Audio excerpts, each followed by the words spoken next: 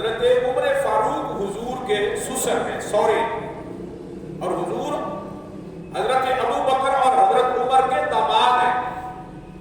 سرکار ہمارے نبی جو ہیں وہ حضرت ابو بکر کے اور حضرت عمر کے داماد ہیں، اور یہ دونوں میرے نبی کے سسر ہیں۔ اور جو دوسرے دو یار ہیں نبی کے، حضرت سیدنا عثمان غنی اور حضرت سیدنا علی المرتضی مولا علی، یہ دونوں میرے نبی کے داماد ہیں۔ یعنی ان دونوں کے گھر میں میرے نبی کی بیٹیاں ہیں۔ حضرت عثمان غنی کے گھر میں حضور کی دو بیٹیاں تھیں، یک کے بعد دیگرے۔ پہلے ایک بیٹی تھی، حضور نے وہ فوت ہو گئی تو حضور نے دوسری بیٹی دے دی۔ اور حضرت سیدہ فاطمہ الزہرا سلام اللہ علیہا، یہ حضرت علی کے گھر میں تھی، حضور کی بیٹی۔ 4 بیٹیاں ہیں میرے نبی کی۔ کتنی بیٹی ہیں؟ 4۔ یہ ہم اہل سنت کا عقیدہ ہے۔ اور جو اہل سنت سے ہٹ کے باقی فرقے فرقیاں ہیں، ان میں سے ایک باقاعدہ فرقہ یہ کہتا ہے کہ حضور کی صرف ایک بیٹی ہے، وہ 2-3 بیٹیوں کو مانتے ہی نہیں۔ ہم اللہ کے فضل سے حضور کی ساری بیٹیوں کو، حضور کے سارے بیٹوں کو، حضور کی ساری بیویوں کو، حضور کے سارے آل کے جتنے بھی بندے ان سب کو، مرد ہیں یا عورتیں، اور حضور کی امت کے سارے صحابہ کو مانتے ہیں۔ یہ اہل سنت و جماعت کا عقیدہ ہے۔ اور یہ ہر بندہ جانتا ہے، میرے نبی کی تعلیمات سے ہمیں یہ تعلیم ملی ہے کہ بندے کے جو سسر ہوتا ہے نا وہ باپ کے درجے میں ہوتا ہے۔ سورا جو ہوتا ہے نا اس کا درجہ باپ کا درجہ ہوتا ہے، اور جو داماد ہوتا ہے وہ بیٹے کے درجے میں ہوتا ہے۔ یعنی میرا آپ کا جو داماد ہوگا وہ ہمارے لیے بیٹے کی حیثیت رکھتا ہے، اور میرا آپ کا جو سورا ہوگا، سسر ہوگا، وہ ہمارے لیے ہمارے باپ کا درجہ رکھتا ہے۔ تو باپ کا درجہ بڑا ہوتا ہے یا چھوٹا؟ تو سرکار دو عالم صلی اللہ علیہ وسلم کے جو 2 سسر ہیں، ان کا درجہ باپ کا درجہ، اس لیے یہ بڑے ہیں، اور جو حضرت عثمان اور مولا علی ہیں یہ چھوٹے ہیں۔ یہ اس لیے حضور کے سامنے ان کا بیٹوں کی حیثیت سے بیٹے کا درجہ ہے۔ قرآن میں اللہ فرماتا ہے محمد الرسول اللہ، محمد صلی اللہ علیہ وسلم اللہ کے سب سے بڑے اور شان والے رسول ہیں۔ والذین معہ، اور جو ان کے ساتھ ہیں۔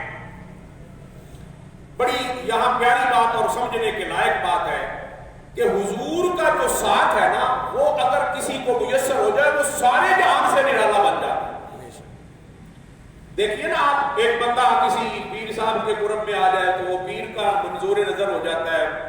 اگر کوئی کسی وزیر کے قریب ہو جائے تو وزیر کا منظور نظر ہو جاتا ہے۔ کوئی وزیر اعظم یا صدر کے قریب ہو جائے تو وہ اس کا منظور نظر ہو جاتا ہے۔ بھئی یہ نہ پوچھنا ہے وزیر اعظم صاحب کا بندہ ہے، انہوں نے بیلی ہے، انہوں نے بڑا قریب ہے۔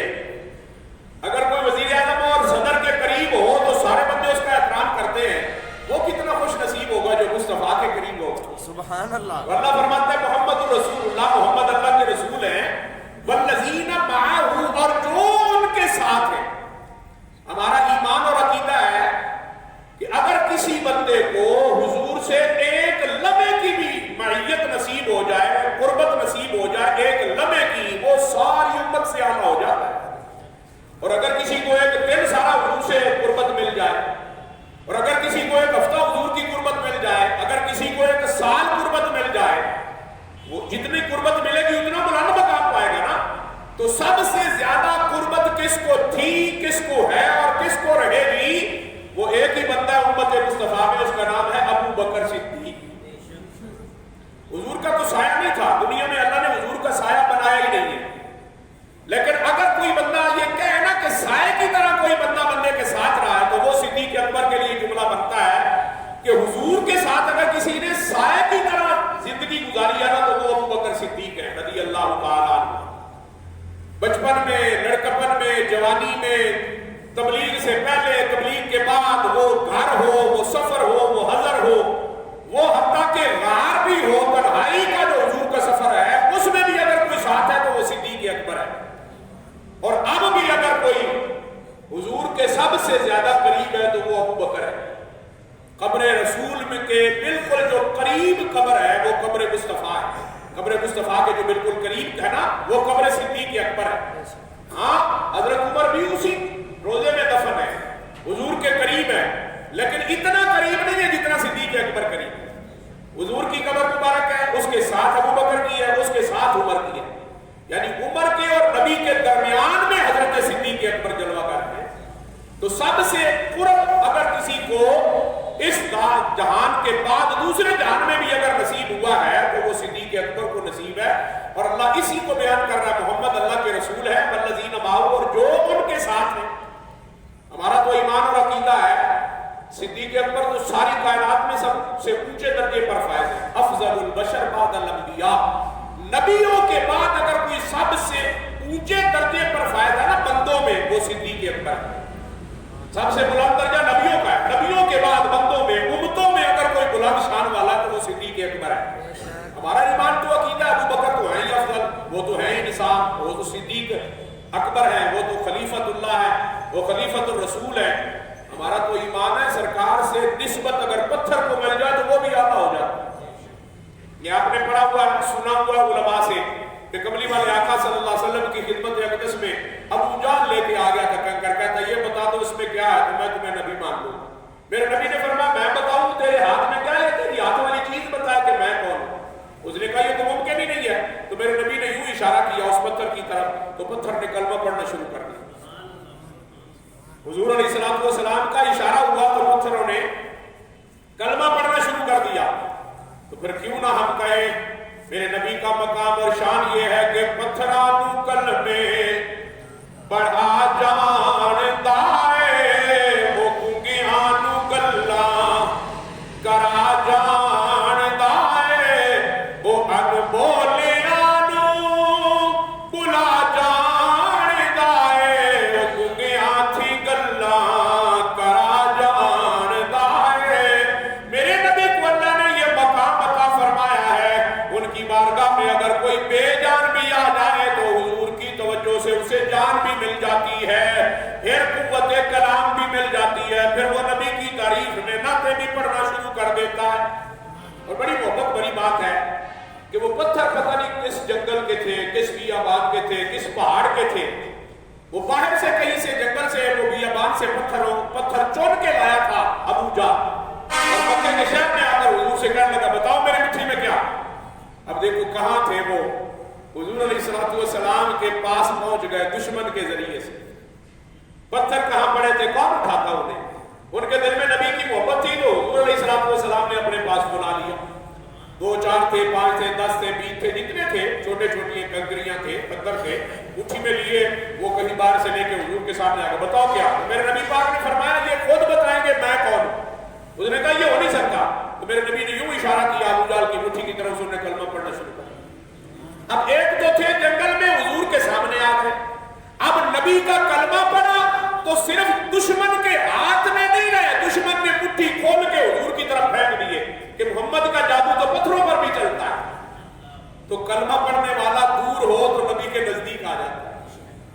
آپ اندازہ کر لیں, کلمہ پڑھنے والا ہو کہیں دور ہو, پتھر ہو, تو وہ جنگل سے مکے میں آ جاتا ہے, اور مکے سے مدینے میں آ جاتا ہے, اور مدینے سے پھر حضور کے قدموں میں پہنچ جاتا ہے. ابو جہل نے وہ مٹھی کھول کر یوں پھینکی نبی کی طرف اور کہا محمد کا جادو تو پتھروں پر بھی چلتا ہے. تو آپ اندازہ کر لیں اگر کلمہ پڑھنے والے پتھر ہو تو وہ نبی کے قدموں میں پہنچ جاتے ہیں. اگر کوئی انسان ہو, بندہ ہو, کلمہ پڑھنے والا ہو, نبی سے محبت کرنے والا ہو, تو وہ کہاں تک پہنچ جائے گا. اس لیے عاشقان مصطفیٰ سمجھانے کے لیے جملہ سمجھا رہے ہیں, اور بات بالکل قرآن اور حدیث کے عین مطابق کر رہے ہیں. کہتے ہیں جنوں مل جائے قربت سونے دی, او نیڑے رب دے ہو جاتا.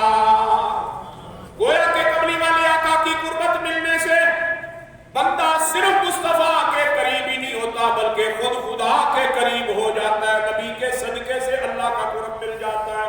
جنوں مل جائے قربت سونے دی, او نیڑے رب دے ہو جاتا. جیڑا ہو جائے دور محمد تو, او رب تو دور ہو جاتا ہے. اگر کسی نے اللہ کا قرب پانا ہے تو مصطفیٰ کے قرب میں آ جائے, اسے رب کا قرب نصیب ہو جائے گا. ایک حدیث پاک ہے, وہ اس کا مفہوم آپ کی خدمت میں عرض کرتا ہوں. 3 بندے کہیں باہر پھرتے تھے, اور ایک بندے نے یہ جملہ کہا میرا دل کرتا ہے کہ میں اللہ کے قریب پہنچ جاؤں، اللہ کے قریب پہنچ جاؤں۔ دوسرے نے کہا اللہ تعالیٰ کے قریب پہنچنا ہمارے بس میں ہے، اللہ کے قریب تو حضور پہنچ سکتے ہیں یا کوئی نبی اللہ کے قریب پہنچ سکتا ہے، ہم کون ہوتے ہیں اللہ کے قریب پہنچنے والے؟ ہم اللہ کے قریب نہیں پہنچ سکتے۔ اور اس نے کہا یار چلو نہیں پہنچ سکتے، دل میں خواہش تو ہے نا، تمنا تو ہے، دعا تو کر سکتے ہیں۔ تو اس بندے نے عاجزی سے کہا یار تو اللہ کے قریب کہنے کی بات کرتا ہے، میرے دل میں تو تمنا ہے اللہ تعالیٰ کی صحبت میں بیٹھنے والے بندوں کے قدموں میں بیٹھ جائے، یعنی جہاں ان کے جوتے پڑے ہوتے ہیں وہاں پہنچ جائے، تو یہ بھی بڑی بات ہے۔ یا اللہ کے پاس اللہ کے جو مقرب بندے ہیں نا، وہ جو اللہ کے قریب ہوتے ہیں، ان کے جوتوں کی جگہ پر جگہ مل جائے تو یہ بھی بڑی بات ہے۔ اور تیسرے بندے نے کہا چھاڑ یار بے وقوفانہ یہ گلا کیوں کر رہے ہو، چھوڑو ان باتوں کو، چلو آؤ چلے۔ تو یہ تینوں بندے چلتے چلتے مسجد نبی میں آ گئے۔ حضور علیہ السلام مسجد میں بیٹھے تھے، وہ جو بندہ جس نے کہا تھا نا کہ اللہ کا قرب اگر مل جائے، اللہ کے قریب جگہ مل جائے، وہ جب مسجد میں داخل ہوا تو بڑے لوگ تھے مسجد نبی میں، حضور بیٹھے تھے، جلوہ کرتے بیان کر رہے تھے۔ تو اس کو پتہ چلا کہ جگہ نہیں ہے تو کہیں میں بیٹھ جاتا ہوں۔ وہ بیٹھنے کے لیے اس نے دائیں بائیں دیکھا تو اس نے کہا ادھر تو جگہ نہیں ہے تو ذرا آگے ہو جاتا۔ تو سرکار دو عالم صلی اللہ علیہ وسلم نے فرمایا آگے آ جاؤ، پیچھے جگہ نہیں، آگے آ جاؤ، ادھر قریب آ جاؤ۔ جیسے ہم آج جمعے کے لیے آتے ہیں نا تو اکثر بندوں کی کوشش ہوتی ہے دور دور بیٹھنے، پتہ نہیں وہ مولوی سے ڈرتے ہیں، پتہ نہیں کیا مسئلہ، دور بیٹھنے کی کوشش کرتے ہیں، جبکہ حدیث پاک کیا حضور نے فرمایا جمعے میں جب آؤ تو پہلی صف میں بیٹھو۔ پہلی صف میں بیٹھنے والے کو جتنا ثواب ملتا ہے اتنا کسی اور کو نہیں ملتا۔ اس کے بعد ثواب ملتا تو دوسری صف والے کو، پھر تیسری والے کو، پھر چوتھی والے کو، اور سب سے آخر میں بیٹھنے والے کو سب سے تھوڑا ثواب ملتا ہے۔ پھر حضور نے یہ بھی بیان فرمایا، حضور نے فرمایا بعد میں آنے والوں کے لیے حکم ہے وہ جو پہلے بیٹھے ہو ان کے اوپر سے گزر کر نہ آئے، وہ پیچھے بیٹھنا شروع کرے۔ اور آج ہماری حالت یہ ہوتی ہے کہ ہم لوگوں کی گردنیں پھیلا کے آگے آتے چاہیے یہ کہ جو پہلے آئے وہ آگے بیٹھے، بعد میں آنے والے پیچھے بیٹھتے جائیں۔ میں کہتا بھی رہتا ہوں آگے آ جاؤ جی، آگے آ جاؤ، بعد میں آنے والے آپ کے اوپر سے نہ گزرے، پھر بھی بیٹھے رہتے ہیں اور پچھلے آنے والوں کو جگہ نہیں ملتی تو بابرے مجبوری انہیں آگے آنا پڑتا ہے۔ تو اس نے کوشش کی تو وہ آگے آ گیا اور حضور کے بالکل قریب، حضور نے فرمایا ادھر آ جاؤ میرے پاس۔ آگے جگہ ہوتی ہے، امام کے خطیب کے قریب جگہ ہوتی ہے، تو اگر کوشش کرے بندہ تو قریب جگہ، ادھر آ جاؤ میرے پاس بیٹھ کے۔ اور دوسرا جو اس کے ساتھ آیا تھا نا، اس نے وہ جہاں جوتے پڑے تھے وہاں بیٹھ گیا۔ اس نے کہا نہیں وہ تو حضور کا بڑا کوئی پیارا ہوگا، حضور نے آگے بلا لیا، میں اس لائق کا ہوں، وہ جوتوں والی جگہ بیٹھ گیا۔ اور تیسرے نے دیکھا کہ جگہ نہیں ہے، چھٹو نہیں پڑا کی بیٹھ کے کرنا، جگہ تو ہے نہیں، وہ چلا گیا۔ جب وہ چلا گیا تو میرے نبی نے خود فرمایا تین بندے آپس میں بیٹھے باتیں کر رہے تھے، وہ جو تینوں آئے تھے نا ان کی بات حضور نے کر دی، وہ پیچھے جو کر رہے تھے۔ تین بندے آپس میں بیٹھے باتیں کر رہے تھے کہ میرا دل کرتا ہے اللہ کے قریب جاؤں، تو ان میں سے ایک بندہ اللہ کے قریب آ گیا۔ وہ جو پاس آیا تھا نا حضور نے اس کی طرف اشارہ کر کے کہا، وہ جو ایک تھا نا اس نے کہا اللہ کے قریب جاؤں، وہ اللہ کے قریب آ گیا، یہ جو بیٹھا ہے۔ دوسرے نے کہا تھا اللہ کے قریب کیسے پہنچ سکتے ہیں؟ اللہ کے قریب بیٹھنے والوں کے جوتوں میں بھی اگر جگہ مل جائے تو بڑی بات ہے، وہ جو جوتوں میں بیٹھا ہے وہ تھا۔ اور تیسرے نے کہا تھا یہ کیسی فضول باتیں کر رہے، چلو چلے۔ وہ آیا تو ان کے ساتھ تھا لیکن دروازے سے وہ چلا گیا۔ اللہ جس کو چاہتا ہے اپنے قریب کر لیتا ہے، اللہ جس کو چاہتا ہے قریب والوں کے قریب کر لیتا ہے، اور جس کو چاہتا ہے اپنے پاس آ کے بھی اسے دور دھتکار دیتا ہے، اللہ اسے اپنے قریب نہیں آنے دیتا۔ اس سے یہ پتہ چلا کہ نبی کے قرب میں آنے والا حقیقت میں اللہ کے قرب میں آ جاتا ہے۔ کملی والے آقا کی اس شان کو رب نے خود بیان کیا، فرمایا من یطع الرسول فقد اطاع اللہ۔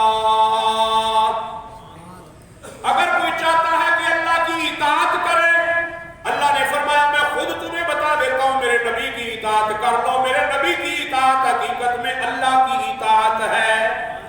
من یطع الرسول فقد اطاع اللہ، جس نے حضور کی اطاعت کی حقیقت میں اس نے اللہ کی اطاعت کی۔ اس لیے وہ ترجمہ کر رہا کہ جنوں مل جائے قربت سونے دی،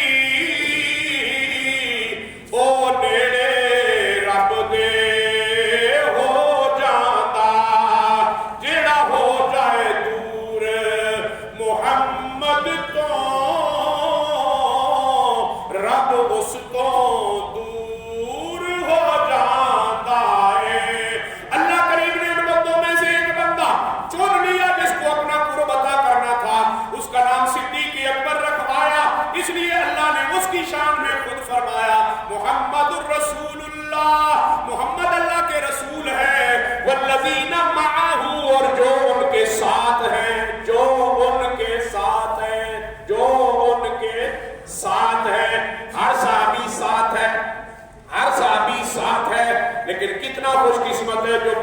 بھی ساتھ، لڑکپن میں بھی ساتھ، جوانی میں بھی ساتھ، ہر عمر میں میرے نبی کے ساتھ جتنا جتنا حضور کے ساتھ ہے، جتنا جتنا ساتھ ہے، رب نے ان کا اتنا اتنا مقام بلند فرما دیا ہے۔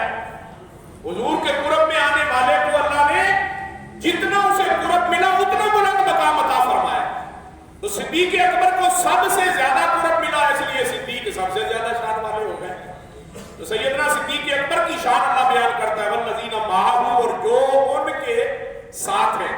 سرکار دو عالم صلی اللہ علیہ وسلم نے ہجرت کی رات ابو بکر کو ساتھ لے لیا اور غار ثور میں جا کر آرام فرمانے لگے، اور جب وہ غار میں آپ نے آرام کرنا شروع کیا، صدیق اکبر کی گود میں سر انور ہے، دشمن جو تھے وہ نبی کو تلاش کرتے کرتے غار کے دہانے تک آ گئے، بالکل دروازے کے پاس۔ وہاں پہنچے تو سیدنا صدیق اکبر نے ان کے پاؤں دیکھے تو بڑے گھبرا گئے، پریشان ہو گئے کہ میرے نبی کو یہ نقصان پہنچائے۔ تو سرکار صدیق اکبر کی گھبراہٹ کو میرے نبی نے محسوس کیا تو فرمایا، ابو بکر کیا بات ہے؟ حضور دشمن پہنچ گئے، دشمن آ گیا۔ میرے نبی نے فرمایا پریشان ہونے کی ضرورت نہیں، اللہ ہمارے ساتھ، اللہ کہتا ہے میرا محبوب وہ ہے جس کے ساتھ ابو بکر ہے، اور کملی والے آقا ابو بکر کو کہہ رہے ہیں تجھے اور مجھے گھبرانے کی ضرورت نہیں، اللہ ہمارے ساتھ ہے۔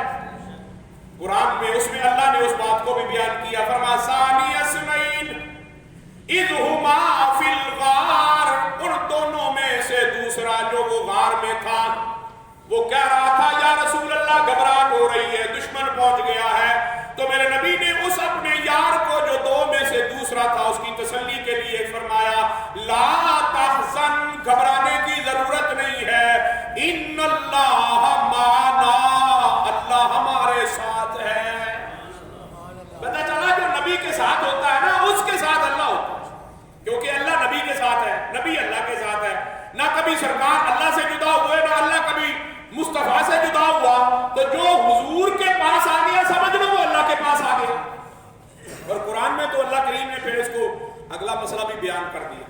اللہ کریم نے فرمایا لقد جاءکم رسول من انفسکم، البتہ تحقیق تمہارے پاس آ گیا شان والا رسول۔ اور اگلا جملہ کیا کہا؟ من انفسکم، جو تم میں سے ہے، جو تم میں سے ہے۔ پتہ چلا نبی ہم میں سے ہے، یعنی انسان ہے، بندہ ہے، بشر ہے، ہم بھی انسان ہیں، بندے ہیں، بشر ہیں۔ تو اللہ نے بتایا نہ وہ فرشتوں والی جنس سے ہے، نہ جنوں والی جنس سے ہے، نہ حوروں والی جنس سے ہے، یا باقی جتنی میری مخلوقات ہیں، سورج ہے، چاند ہے، ستارے ہیں، ان اجناس میں سے کوئی جنس نہیں ہے محمد میرا محبوب۔ اے بندو، اے انسانوں، اے بشروں، جو تمہیں میں نے جنس عطا فرمائی ہے، میں نے اپنے حبیب کو بھی وہی جنس عطا فرمائی ہے۔ یہاں تو یہ بات کی، لیکن دوسرے لفظوں میں جا کر اس کو کھول کر بیان کر دیا۔ فرمایا النبی اولا بالمؤمنین من انفسہم، یہاں جو بات کی نا وہ دوسرے مقام پر بھی کی، لیکن مسئلہ بدل دیا۔ یہاں تو کہا لوگوں نبی تم میں سے ہے، لقد جاءکم رسول من انفسکم، البتہ آ گیا تمہارے پاس رسول جو تم میں سے ہے، لیکن آگے جا کر مسئلہ بدل دیا ہے تو وہی، لیکن اس کو الٹ دیا۔ فرمایا النبی اولا بالمؤمنین من انفسہم، وہ جو نبی ہے وہ تمہاری جانوں سے بھی نزدیک ہے۔ یہاں انفس کا معنی اور ہے، وہاں انفس کا معنی اور۔ یہاں انفس کا معنی جو تمہاری جان ہے، نفس ہے، جس جنس سے تم ہو نبی اسی جنس سے ہے، اور دوسرے لفظ میں بتا دیا کہ نبی تو تمہاری جان کے بھی قریب ہے۔ تو بتائیے کتنا خوش قسمت وہ بندہ ہے جس کے نبی جان کے بھی قریب ہو۔ ویسے جسمانی طور پہ نبی کا قرب مل جائے نا یہ بھی بڑا اعزاز ہے، لیکن اگر حضور جان سے بھی زیادہ مصطفیٰ جان کے بھی قریب ہے، ہر بندے کے قریب نہیں ہے، ہر مسلمان کے قریب نہیں ہے، حضور قریب ہے تو اس کے جس کو مومن کہتے ہیں۔ النبی اولا بالمؤمنین، نبی اولا ہے، نبی قریب ہے، نبی مقرب ہے، مومنوں کی جانوں سے بھی زیادہ۔ اور جب حضور علیہ السلام کی یہ قربت بیان کی نا پھر اپنی قربت بھی بیان کر دی، کہتا نحن اقرب الیہ من حبل الورید، میں تو بندے کی شاہ رگ سے بھی زیادہ قریب ہوں، میں تو بندے کی شاہ رگ سے بھی زیادہ قریب ہوں۔ اب جو مسئلہ علماء نے، محققین نے اور عارفین نے سمجھایا ہے نا، وہ کہتے ہیں اللہ کریم جل شانہ بندے کے جان سے بھی قریب رہتا ہے، مصطفیٰ کریم آقا مومن کی جان سے بھی قریب رہتے ہیں۔ تو جان کہاں ہوتی ہے؟ علماء نے تحقیق کے بعد بتایا جو دل ہوتا ہے نا اس میں ہوتی ہے۔ بندے کا جو دل ہوتا ہے جان اس کے اندر ہوتی ہے۔ جب یہ دل سے نکل جاتی ہے نا وہ روح یا سانس تو بندہ ختم ہو جاتا ہے، گویا جان نکل گئی۔ تو دل وہ مقام ہے جس میں ان کا بسیرا ہے، اللہ اور اللہ کے رسول کا بسیرا دل میں ہے۔ اس لیے بڑا عظیم مسئلہ سمجھایا محققین بزرگوں نے، عارفین بزرگوں نے، کاملین عارفین نے۔ وہ کہتے ہیں اللہ تعالیٰ نے انسان کی تخلیق کمال کی ہے کہ ہر چیز کا جوڑا بنایا، ہر چیز کا جوڑا بنایا، یعنی بندہ جو انسان ہے، چاہے وہ عورت ہے چاہے مرد ہے، انسان اللہ نے پاؤں بھی اس کے دو بنائے، ہاتھ بھی اس کے دو بنائے، کان بھی اس کے دو بنائے، آنکھیں بھی اس کی دو بنائی ہے، گردے بھی اس کے دو بنائے ہیں، اور پھیپھڑے بھی اس کے دو بنائے ہیں۔ یہ جسم کے اندر جو چیزیں ہیں اور جسم کے باہر جو چیزیں ہیں یہ جوڑا جوڑا ہے۔ حالانکہ خدا نخواستہ اگر ایک چیز کام چھوڑ جائے تو بندہ دوسری سے گزارا کر لیتا ہے۔ اللہ نہ کرے بندے کو فالج ہو جائے اور ہاتھ جو ہے یا پاؤں جو ہے یہ کام کرنا چھوڑ جائے دائیں یا بائیں، تو وہ لنگڑا کے چلتا ہے، سوٹی کے سہارے چلتا ہے۔ اللہ نہ کرے کسی کا ایک کان بند ہو جائے تو دوسرے کان سے وہ سنتا ہے۔ اللہ نہ کرے کسی کی ایک آنکھ بند ہو جائے تو دوسری آنکھ سے وہ دیکھتا ہے۔ ایسے ہی اللہ نہ کرے کسی کا ایک گردہ فیل ہو جائے تو دوسرے گردے سے زندگی بندے کی رہتی ہے، بندہ زندہ رہ سکتا ہے۔ اور ایسے ہی پھیپڑوں میں سے ایک پھیپڑا اگر خراب ہو جائے تو دوسرے پھیپڑے سے بھی بندے کو سانس آتی ہے۔ لیکن اس کا کمال دیکھیے کہ اس نے ہر چیز سپیر ایک ایک لگائی لیکن دل اس نے دو نہیں بنائے۔ سمجھ میں آ رہے؟ ہاتھ دو، پاؤں دو، آنکھیں دو، کان دو، گردے دو، پھیپڑے دو، تو دل دو کیوں نہیں بنا لیتا تو اسے کوئی روکتا؟ یا اس کے پاس مٹیریل ختم ہو گیا تھا، یا اس کے پاس وہ ٹھیکیدار میں بندے کو بنا رہا تھا اس نے کام کرنا چھوڑ دیا تھا؟ ایسی تو کوئی بات نہیں، اللہ نے اپنے دست قدرت سے خود بنایا انسان کو۔ انسان بندہ جو ہے یہ ٹھیکے پر نہیں بنا، رب نے اپنے ہاتھوں سے بنایا اور اتنی اعلیٰ تخلیق کی ہے تو اس دل بھی دو لگا دیتا تاکہ ایک دل کام کرنا چھوڑ دیتا تو دوسرا خود بخود کام کرنے لگ جاتا۔ اللہ فرماتا نہیں میں نے دل دو نہیں بنائے۔ بابا کیوں نہیں بنائے؟ فرماتا تمہاری سہولت کے لیے، اس لیے کہ میں نے بھی یہاں رہنا تھا، میرے محبوب نے بھی یہاں رہنا تھا۔ اگر میں دو بنا دیتا لوگ تمہیں رولے میں ڈالتے رہتے، محمد ادھر رہتا ہے اللہ ادھر رہتا ہے، کچھ کہتے نہیں محمد ادھر رہتا ہے اللہ ادھر رہتا ہے، وہ تم ادھر تلاش اس کو کرتے ادھر مجھے کرتے۔ میں نے کہا ہم نے دونوں نے علیحدہ نہیں رہنا، دونوں نے اکٹھا رہنا ہے، تو مکان اور مسکن کیوں نہ ایک ہی بنا لے۔ سبحان اللہ۔ اس لیے اللہ کی اس شان کو حضرت سلطان العارفین نے سمجھایا اور بتایا۔ آپ فرماتے الف دل رب سچے دا حجرا۔ حجرا کون سا ہوتا ہے؟ جو مسجد کے ساتھ ہو وہ مولوی کو حجرا ہوتا ہے، اور جو دربار کے ساتھ ہو وہ پیر کو حجرا ہوتا ہے۔ الف دل رب سچے دا حجرا وچ پا فقیرا جاتی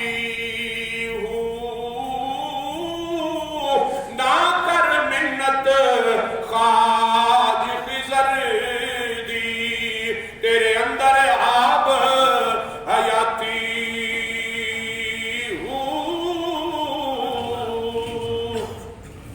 نہ کر منت خواج خضر دی اور تیرے اندر آب حیاتی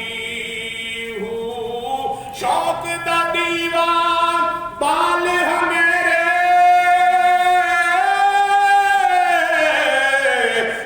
لبی وسط کھڑاتی ہوں، مرن تھی پہلا مر گئے باہوں جنہ رمز پچھاتی۔ زندہ باد زندہ باد زندہ باد زندہ باد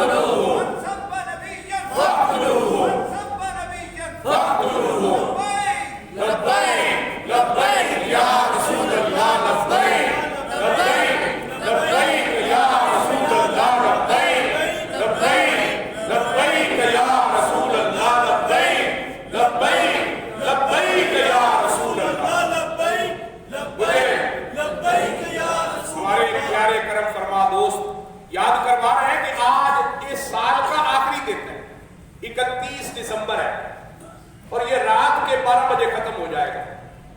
رات کے 12:01 پر نیا سال شروع ہو جائے گا.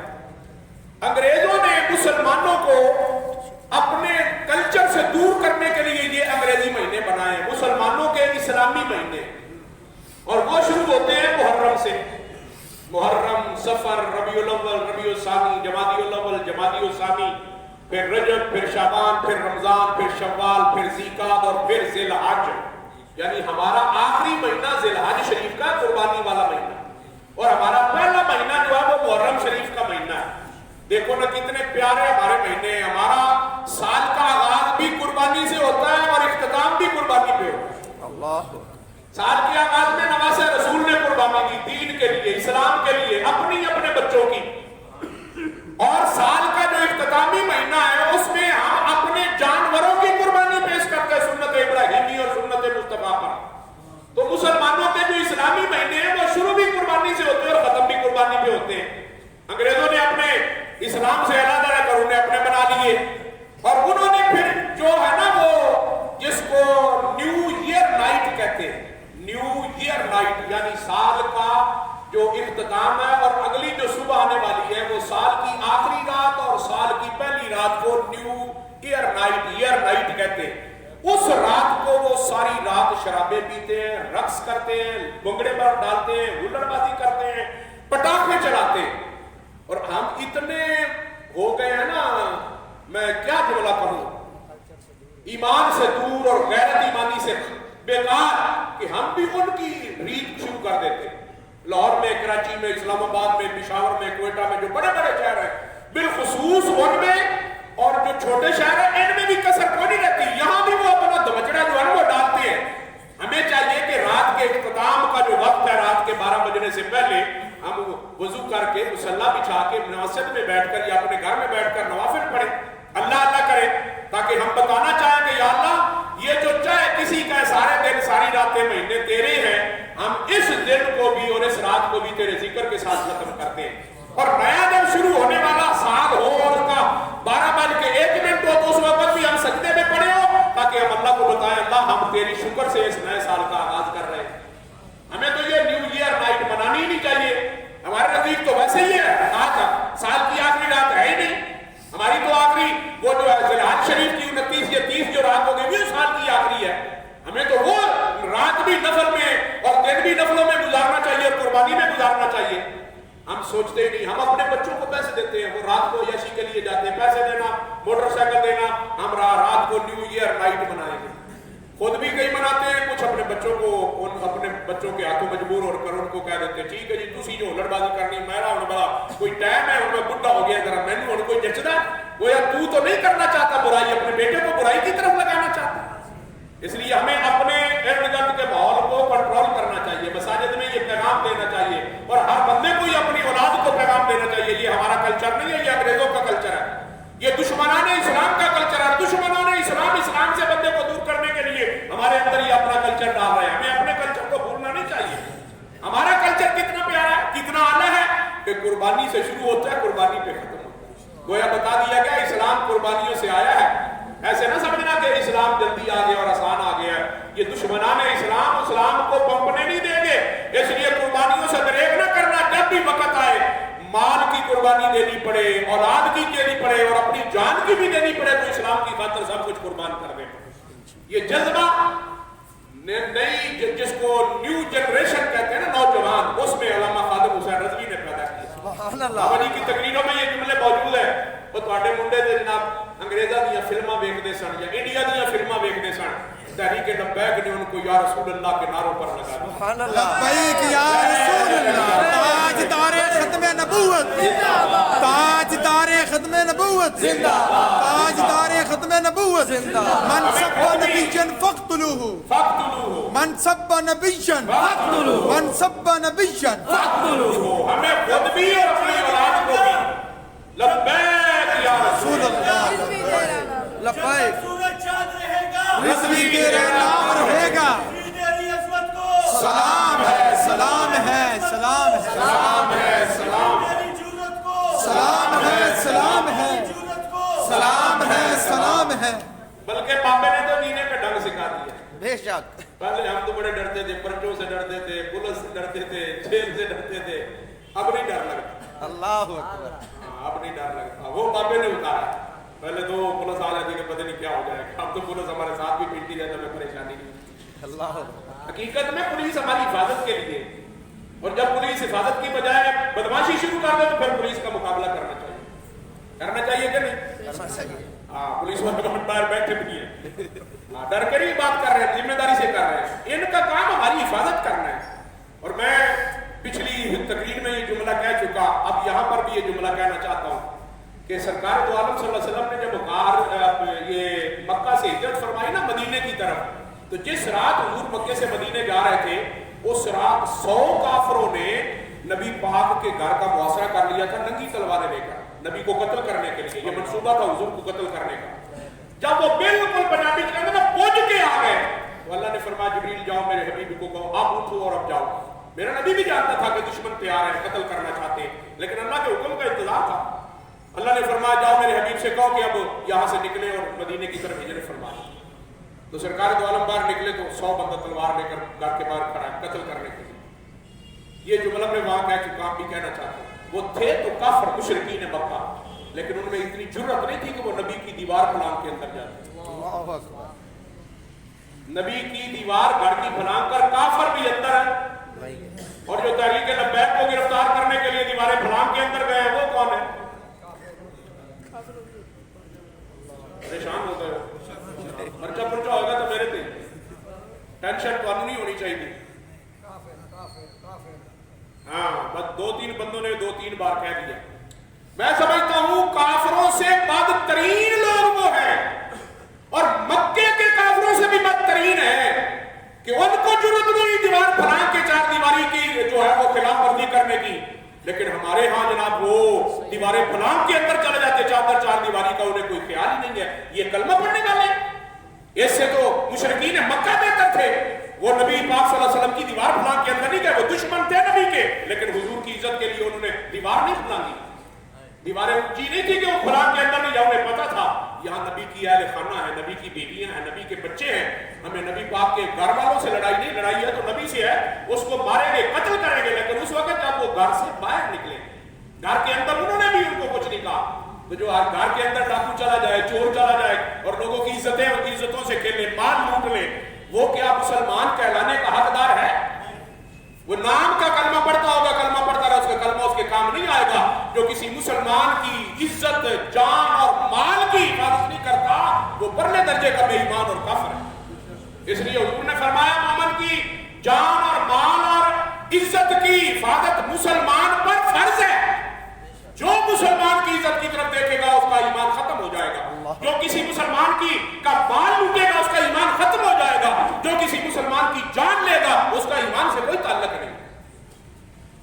بات یہاں عجیب ہو جاتی ہے. پھر بات کریں اپنے حق کی تو ہم تقریریں کرنے لگے، نہیں سارے خلاف تقریریں کرنے لگے. حق کی بات کرنا وہ خلاف ہے، دشمن کے خلاف ہے، اس کو تو تکلیف ہو. بابا جی بھی کہتے تھے ہم نے جلوس نکالا ہے یا دھرنا دیا ہے فرانس کے خلاف، ہالینڈ کے خلاف. تکلیف ہماری حکومت کو کیوں ہو رہی ہے؟ ہالینڈ کو تکلیف ہو بھی انہوں نے خلاف گل ہو رہی ہے، انہوں نے تکلیف ہونی چاہیے. مسلمان حکمران ہے اور مسلمان ملک ہے، وہ کہتے ہیں نہ نکالو جلوس، نہ دو دھرنا، نہیں ہو رہا ڈالنا چاہیے. بھائی تمہیں تکلیف کیوں ہو رہی ہے؟ لگتا ہے تسی انہوں نے یار ہو یارہ دیا تکلیفاں ہوتی ہیں نا. بابا جی فرماتے تھے پیڑا ہور تے پکیاں ہور، سبحان اللہ، پیڑا ہور تے پکیاں ہور. یہی مسئلہ تھا کہ نام کے مسلمان ہے، کام کے مسلمان نہیں ہے. اور قرآن کی جو اگلی بات میں کرنے لگا ہوں وقت کی قلت کے پیش نظر وہ کہہ دیتا ہوں تاکہ بات پوری ہو جائے. اللہ نے جو شان بیان کی نا مومنوں کی وہ کیا ہے؟ محمد رسول اللہ والذین معہ، جو ان کے ساتھ ہیں، وہ صدیق اکبر کی شان بیان کی. اور اگلا جملہ کیا کہا؟ اشداء علی الکفار والذین معہ اشداء علی الکفار، وہ کافروں کے لیے سخت ہیں. جو محمد کے ساتھ ہیں، محمد کا کلمہ پڑھتے ہیں، جو محمد کو رسول مانتے ہیں، وہ کافروں کے لیے سخت ہے. رحماء بینہم، اور آپس میں نرم ہے. اور ہمارا یہاں کلچر کیا ہے؟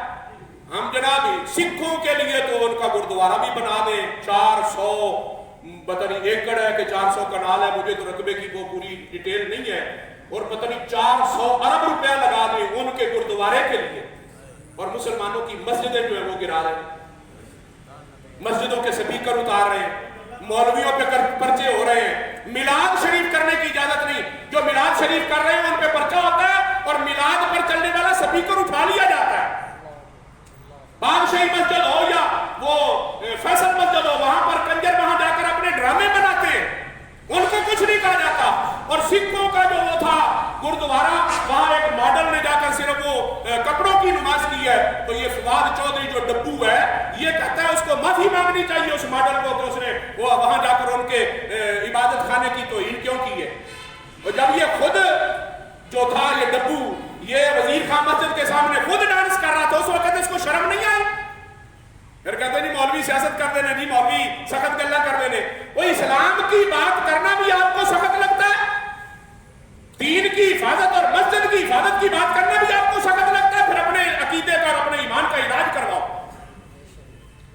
وہ سکھوں کے جو ہے دربار بنے ہوئے یا ان کے جو بڑے ہوئے وہ کیا کہتے ہیں عبادت خانے، ان کو وہ مکے سے اور مدینے سے تشبیہ دے ہمارا وزیر اعظم۔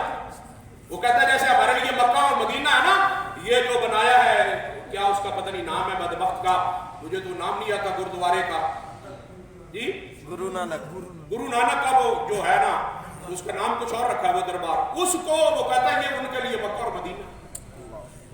کسی بت خانے کو مدینے سے تشبیہ دینا یہ اسلام میں جائز ہے؟ بت خانے کو مدینے سے تشبیہ دینا، مکے سے تشبیہ دینا، اور بے بھی ہمارا وزیر اعظم جو کہا ہے میں مدینے کی ریاست بنا رہا ہوں۔ پھر جناب ہم بات کریں تو جناب نہیں جی مولوی صاحب نے سخت بول دے رہے جی مولوی ہمارا ایک بات وقت یہاں پر ہمارا ہمسایا ہے، وہ کہتا ہے جی اسی تقریر سنن ہونے سیاست سنن نہیں ہوتے۔ وہ میری تقریر کے بعد متاثر دے رہا تھا جی یہ تو سیاست ہوتی ہے۔ اچھا مدینے کی اور ریاست مدینہ کی اور مسجد کے تحفظ کی اور دشمنان اسلام کی بات کرنا یہ سیاست ہے؟ یہ ہے تو ہم پھر کرتے رہیں، اس سے تو ہم باز نہیں آئیں گے۔ حضور کی بات کرنا، ناموس رسالت کی بات کرنا، ختم نبوت، اس سے تو ہم باز نہیں آئیں گے۔ یہ سیاست تو یہ تو ہم نے کرنی ہے، اور ہمارا بابا ہمیں یہی سیاست تو سکھا کے گیا ہے۔ سبحان اللہ، جھوٹ کی زندہ باد، زندہ باد، زندہ باد، زندہ باد،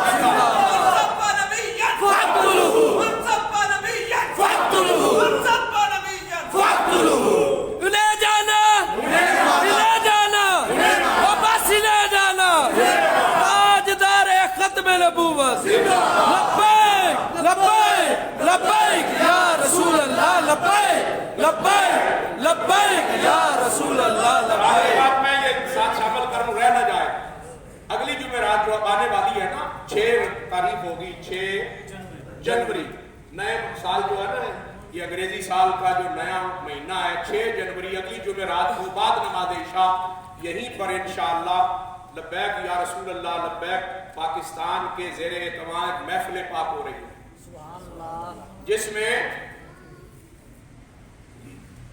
میں وہ بندہ آ رہا ہے جو پہلے انسپیکٹر تھا پولیس کا انسپیکٹر رہا پہلے۔ پولیس والوں نے کہا بابے خادم رضوی کو گرفتار کر لو، اس نے گرفتار نہیں کیا۔ پولیس انسپیکٹر نے بابے خادم رضوی کو گرفتار نہیں کیا۔